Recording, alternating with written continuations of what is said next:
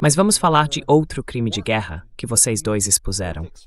Acho que isso realmente mostra o valor do trabalho de vocês e da viagem que fizeram, porque não apenas divulgaram isso em seus canais independentes, como também acabaram forçando a grande mídia ocidental a reconhecer que isso estava acontecendo.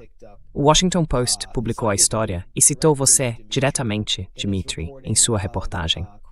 Me corrija se eu estiver errado, mas basicamente, pequenas minas terrestres foram lançar por toda parte em áreas civis de Shiraz. Aqui está um vídeo da empresa de propaganda de Ahmed. Pausa rapidinho, Max, porque pode mostrar os dedos. Eu não quero que sua transmissão porque isso é pro X, então eu só tava pensando nisso. Você pode pular uns 20 segundos e deve ficar tudo bem. Os dedos estão naquela bolsa que o Ali está segurando ali. Sim, os dedos decepados de um homem que o pegou sem saber o que era.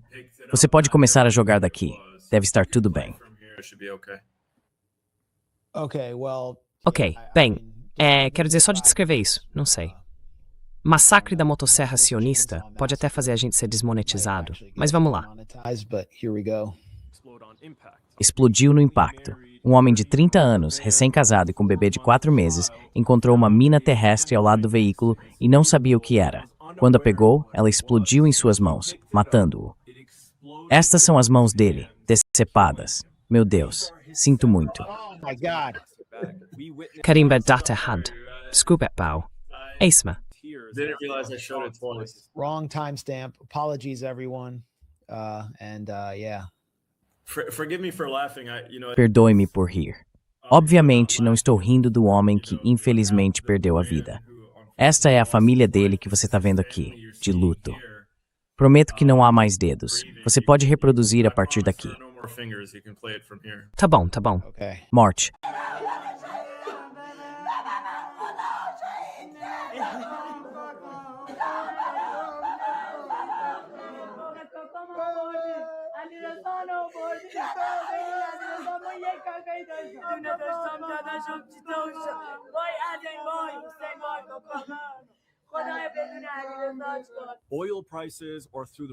Os preços do petróleo estão nas alturas.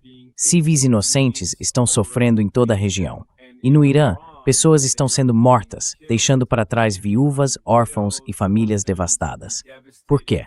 Por causa de Israel, do sionismo e da supremacia judaica. Se você é contra esta guerra, compartilhe este vídeo e deixe todos saberem que isso precisa acabar agora.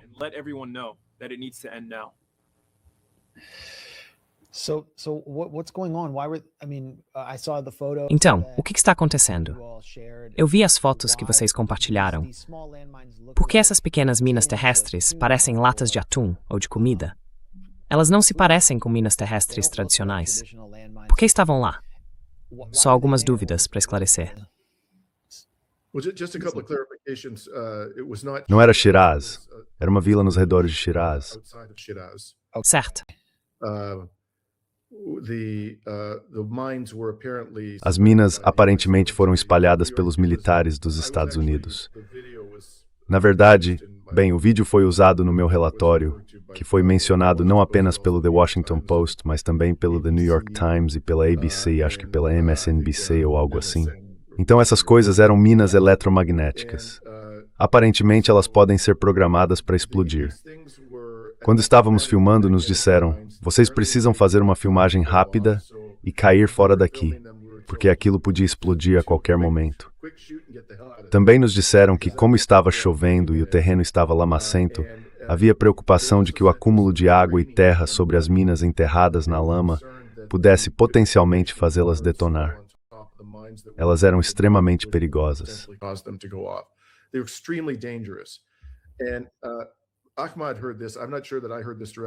Ahmad ouviu isso. Não tenho certeza se ouvi diretamente, mas me lembro de Ahmad me dizendo que a teoria que eles tinham, ninguém sabe ao certo por que o exército americano lançou aquelas coisas sobre aquela aldeia, era que o exército achava que em algum lugar não muito distante havia um ponto de entrada, talvez um túnel, de onde lançadores de mísseis estavam saindo. Eles esperavam que esses lançadores pudessem explodir em cima de uma das minas. Mas não havia absolutamente nenhuma evidência de qualquer presença militar na ou perto da aldeia que vimos. Nada. E andamos por lá por boas 2 ou 3 horas.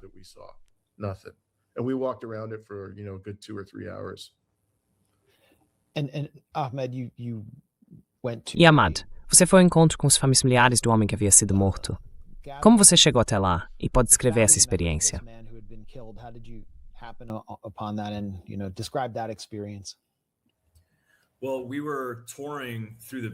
Bem, estávamos fazendo um tour pela vila e eles estavam nos mostrando diferentes casas que tinham minas dentro.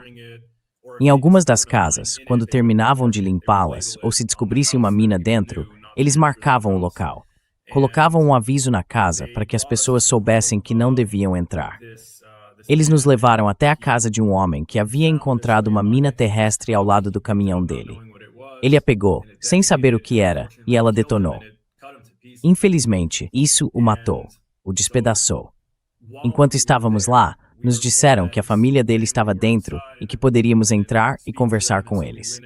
Então entramos e prestamos nossas condolências ao pai dele, ou talvez ao sogro. Depois a mãe dele entrou, e acredito que a irmã também. A esposa não estava presente, mas era tudo tão recente depois do que havia acontecido.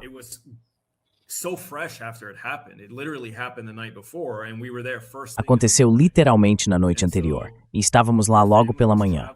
A família dele estava viajando de onde quer que estivessem, recebendo a notícia e indo até a casa, e tudo isso aconteceu enquanto estávamos lá.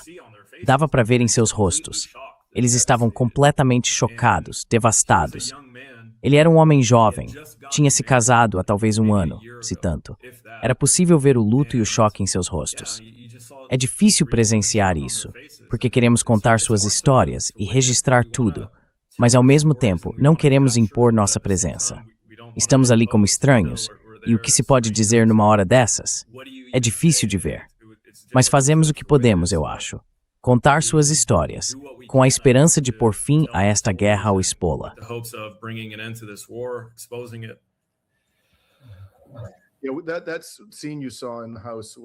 Aquela cena que você viu na casa foi, acho, menos de 10 horas depois que o homem havia sido despedaçado em sua própria casa.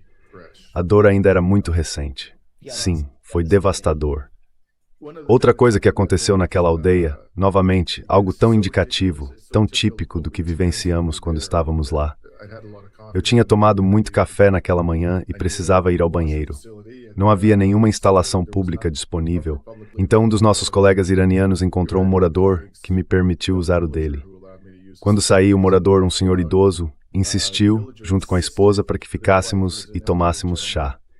Ele disse, sabe, este é um costume em nosso país. Você precisa ficar e tomar chá.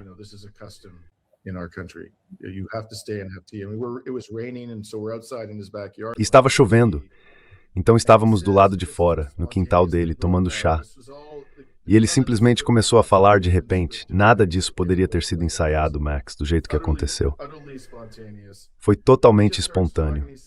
Ele simplesmente começou a falar, disse, cara, eu estou aqui e vou permanecer nesta terra, e morrerei nesta terra, e ninguém vai tirá-la de mim. Venham, venham, lutarei até a morte. E a esposa dele estava sentada ali, balançando a cabeça em concordância. Esse era o sentimento predominante das pessoas com quem conversamos. Ahmad falou sobre martírio. A primeira família que conhecemos, que havia perdido um parente em um desses bombardeios criminosos, estava na primeira cidade que visitamos, ou logo nos arredores, em uma vila perto de Tabriz.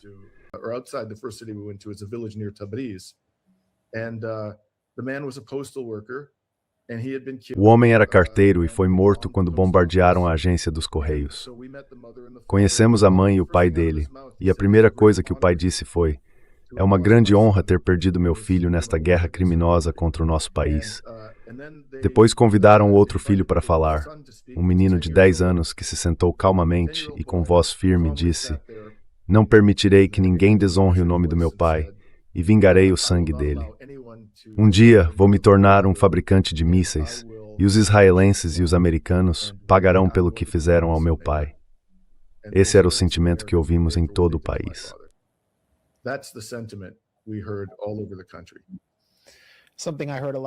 Algo que eu vi muito em Gaza quando pude estar lá foi de jovens dizendo que a única maneira de recuperar a dignidade depois de terem sido privados de tudo o que amam, de toda a sua base. everything you care about and your entire foundation.